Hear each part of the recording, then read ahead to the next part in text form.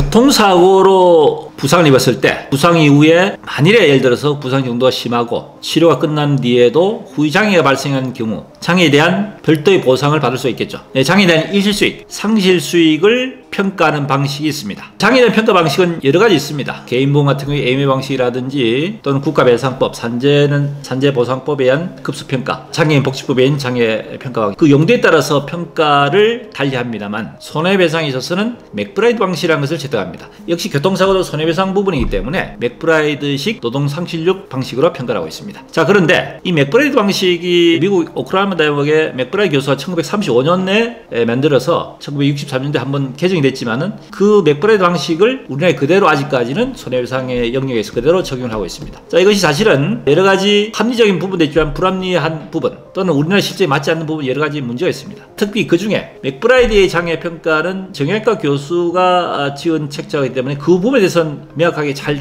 구성되어 있지만은 타 영역에 대해서는 사실은 장애평가에 있어서 조금 문제가 있는 경우도 있을 수가 있습니다. 실제로 장애평가를 한 데 있어서 거기에 없는 장애가 있을 수가 있습니다. 자, 그렇다면 분명히 장애는 남았는데 맥브라이드 장애평가에 없는 경우 그럼 장애를 불인할 것이냐? 사실 문제가 될 수 있겠죠. 여기에 대해서 법원에서는 맥브라이드 장애에 없는 항목에 대해서는 타 법령 또는 타 장애 항목에 있는 경우에 준용할 수 있다, 이렇게 보고 있습니다. 대표적인 경우가 예를 들어 치아 같은 경우, 치아 손상의 경우에서 맥브라이드에는 치아가 완전히 다 없어진 경우에 있어서는 치아 손상이 28개, 상하 14개, 하하 14개, 28개 치아가 있는데 이것이 완전히 전치가 손실됐을 경우 맥브라이드 장애 17% 장애를 줍니다만 일부 손실 경우에 있어서는 맥브라이드 장애가 없습니다. 그래서 이 경우에는 담보고시 장애 평가 방식이라는 게 따로 있습니다. 또는 코를 손상을 받아가지고 뭐 내신경으로 코를 손상을 받을 수 있고 직접 손상을 받아서 냄새를 못 맡는다든지 또 맛을 못 느끼는 경우가 있습니다. 이 경우도 맥브라이드 장애 평가가 없습니다. 이 경우에는 AMA 방식으로 평가를 합니다. 또는 안면부라든지 또는 사지 이제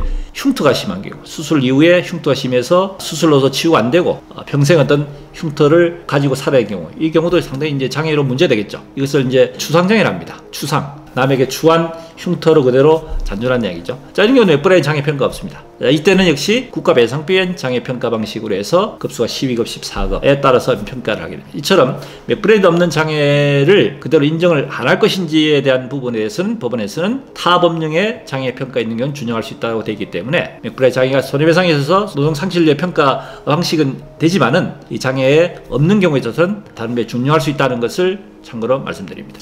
도움이 되셨으면 구독, 좋아요 부탁드립니다.